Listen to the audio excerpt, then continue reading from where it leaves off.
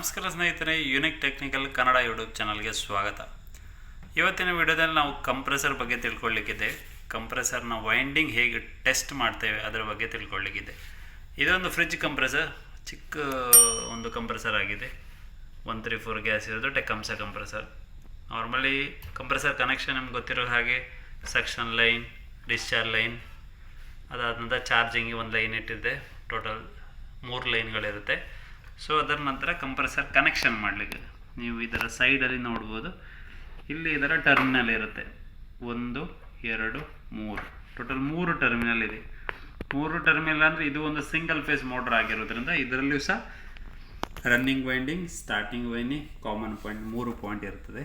So ಹೇಗೆ single phase ಮೋಟ್ರಲ್ಲಿ ಇರುತ್ತೆ ಅದೇ ಥರ ಇದರಲ್ಲೂ ಸಹ 3 ಪಾಯಿಂಟ್ ಇರುತ್ತೆ. ಸೊ ಇಲ್ಲಿ ನೋಡು, ಒಂದಿದು. ಸೊ 3 ಪಾಯಿಂಟ್ ಇರುವಾಗ ನಮಗೆ 3ರಲ್ಲಿ ಯಾವುದು ಕಾಮನು, ಯಾವುದು ಸ್ಟಾರ್ಟಿಂಗು, ಯಾವುದು ರನ್ನಿಂಗ್ ಅಂತ ನಮಗೆ ಗೊತ್ತಾಗಬೇಕಂತ ಹೇಳಿದರೆ ನಾವು ಇದನ್ನು ಮೀಟ್ರ್ ಮೂಲಕ ಟೆಸ್ಟ್ ಮಾಡಬೇಕು. ಕೆಲವು ಟೈಮ್ ಏನಿರುತ್ತೆ ಅದರ ಮೇಲೆ ಬರೆದಿರುತ್ತೆ. ಸೊ ಇದರಲ್ಲಿ ಕವರ್ ಇದ್ದರೆ ಕವರ್ ಮೇಲೆ ಬರೆದಿರುತ್ತೆ. ಇನ್ನು ಕೆಲವರಲ್ಲಿ ಏನಂತ ಹೇಳಿದರ ಸೈಡ್ ಕವರ್ ನೋಡುವ, ಈ ಸೈಡ್ ಕವರ್ ಮೇಲೂ ಸಹ ಬರೆದಿದೆ, ಬಟ್ ಇದರಲ್ಲಿ ಬರೀಲಿಲ್ಲ. ಸೊ ಅದರಲ್ಲೂ ಸಹ ಏನು ಬರೆದಿದ್ದು ಕಾಣಿಸ್ತಾ ಇಲ್ಲ. ಎರಡು ಸೈಡಲ್ಲಿ ಏನು ಬರಲಿಲ್ಲ. ಸೊ ನಾವೇನು ಮಾಡಬೇಕಾಗತ್ತೆ, ಮೀಟ್ರ್ ಮೂಲಕ ಚೆಕ್ ಮಾಡಿ ಇದರಲ್ಲಿ ಫೈಂಡ್ ಔಟ್ ಮಾಡಬೇಕು ಯಾವುದು ಸ್ಟಾರ್ಟಿಂಗ್ ವೈಂಡಿಂಗ್, ಯಾವುದು ರನ್ನಿಂಗ್ ವೈಂಡಿಂಗ್ ಅಂತ.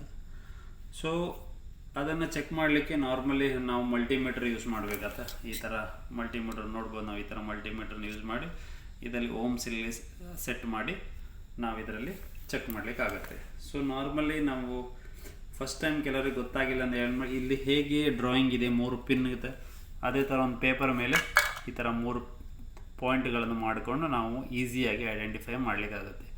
ಸೊ ಅದರಲ್ಲಿ ಹೇಗಿದೆ ಅದೇ ಥರ 3 ಪಾಯಿಂಟ್ ಐಡೆಂಟಿಫೈ ಮಾಡಿಕೊಳ್ಬೇಕು. ಒಂದು ಪ್ರೋಬನ್ನು ನಾವು ಒಂದಕ್ಕೆ ಕನೆಕ್ಟ್ ಮಾಡ್ಕೊಳ್ಳೋಣ. ಒಂದು ಸೈಡಿಗೆ ಆ ಕಡೆ ಕನೆಕ್ಟ್ ಆಗಿದೆ.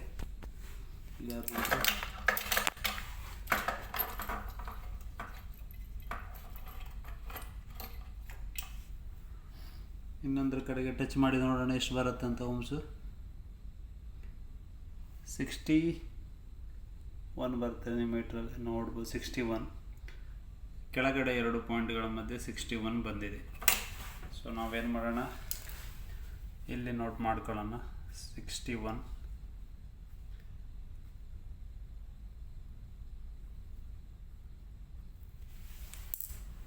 ಸೊ 61 ಓಮ್ಸು. ಅದಾದ ನಂತರ ಒಂದು ಪಾಯಿಂಟ್ ಮೇಲ್ಗಡೆ ಪಾಯಿಂಟ್ ಚೆಕ್ ಮಾಡೋಣ ಎಷ್ಟು ಬರುತ್ತೆ ಅಂತ. ಮೇಲ್ಗಡೆ ಪಾಯಿಂಟಲ್ಲಿ ನೋಡ್ಬೋದು 33 ಬರ್ತಾ ಇದೆ. ಸೊ ಇಲ್ಲಿ 33 ಓಮ್ಸ್. ಅದಾದ ನಂತರ ನೆಕ್ಸ್ಟ್ ಇನ್ನೊಂದು ಉಳಿದಿರೋ ಪಾಯಿಂಟು ಈ ಸೈಡಿಗೆ ಕನೆಕ್ಟ್ ಮಾಡಿಕೊಂಡು ಮೇಲ್ಗಡೆ ನೋಡೋಣ. ಇದು ಇವಾಗ ಬರ್ತಾ ಇದೆ 27.8. ಈ ಕಡೆಯಲ್ಲಿ 27.8 ಓಮ್ಸ್. ಸೊ ನಮಗೆ ಕೆಳಗಡೆ 2 ಪಾಯಿಂಟ್ಗಳ ಮಧ್ಯೆ 61 ಬಂತು, ಮತ್ತು ಈ ಸೈಡಲ್ಲಿ 2 ಪಾಯಿಂಟ್ಗಳ ಮಧ್ಯೆ 33 ಓಮ್ಸು ಬಂತು. ಆಮೇಲೆ ಈ ಕಡೆ 2 ಪಾಯಿಂಟ್ ಮಧ್ಯೆ 27.8 ಓಮ್ಸ್ ಬಂತು. ಸೊ ಇವಾಗ ನಮಗೆ ಇದರಲ್ಲಿ ಆರ್ ಯಾವುದು, ಇದರಲ್ಲಿ ಎಸ್ ಯಾವುದು, ಇದರಲ್ಲಿ ಸಿ ಯಾವುದು ಅಂತ ಫೈಂಡ್ ಔಟ್ ಮಾಡಬೇಕು. ನಾರ್ಮಲಾಗಿ ಈಸಿಯಾಗಿ ಫೈಂಡ್ ಔಟ್ ಮಾಡೋದು, ಯಾವ 2 ಪಾಯಿಂಟ್ಗಳ ಮಧ್ಯೆ ನಮಗೆ ಜಾಸ್ತಿ ಓಮ್ಸ್ ಬಂದಿದೆ ಸೊ ಅದರ ಬಿಟ್ಟ ನೆಕ್ಸ್ಟ್ ಇರೋ ಪಾಯಿಂಟೇ ಕಾಮನ್ ಆಗಿರುತ್ತೆ. ಸೊ ಈ ಪಾಯಿಂಟನ್ನು ನಾವು ಕಾಮನ್ ಆಗಿ ತಗೊಳ್ಬೇಕು. ಕಾಮನ್ ಅಂದರೆ ನಾವು ನ್ಯೂಟ್ರಲ್ ಯೂಸ್ ಮಾಡ್ಬೋದು ಡೈರೆಕ್ಟಾಗಿ ಇದು ಕಾಮನ್ ಪಾಯಿಂಟಿಗೆ. ಸೊ ಮತ್ತೆ 2 ಪಾಯಿಂಟ್ಗಳಿಗೆ ನಮಗೆ ಆರ್ ಮತ್ತು ಎಸ್ ಫೈಂಡ್ ಔಟ್ ಮಾಡಬೇಕು. ಸೊ ಆವಾಗಂತ ಸಿಯಿಂದ ಯಾವ ಪಾಯಿಂಟಿಗೆ ನಾವು ಚೆಕ್ ಮಾಡ್ತೇವೆ. ಸೊ ಆವಾಗ ನಮ್ಗೆ ಸಿಯಿಂದ ನಾವು ಇಲ್ಲಿ ಚೆಕ್ ಮಾಡಿದಾಗ ಇಲ್ಲಿ 33 ಓಮ್ಸ್ ಇದೆ. ಸಿಯಿಂದ ಇಲ್ಲಿ ಚೆಕ್ ಮಾಡಿದಾಗ 27.8 ಇದೆ. ಸೊ ಯಾವುದು ಜಾಸ್ತಿ ಇದೆ ಆ ಪಾಯಿಂಟ್ ಸ್ಟಾರ್ಟಿಂಗ್ ಆಗಿರುತ್ತೆ, ಎಸ್ ಪಾಯಿಂಟ್ ಆಗಿರುತ್ತೆ. ಯಾವುದ್ರ ಮಧ್ಯೆ ಕಮ್ಮಿ ಇರುತ್ತೆ ಅದು ಆರ್ ಪಾಯಿಂಟ್ ಆಗಿರುತ್ತೆ. ಅಂದರೆ ಮೀಡಿಯಮ್ ಇದೆ, ಇದಕ್ಕೆ ಇಲ್ಲಿ ಜಾಸ್ತಿ ಇದೆ, ಇಲ್ಲಿ ಕಮ್ಮಿ ಇದೆ. ಸೊ ಇದು ಸಿ ಆಯಿತು ನಮ್ಮದು, ಇದು ಎಸ್ ಆಯಿತು, ಇದು ಆರ್ ಆಯಿತು.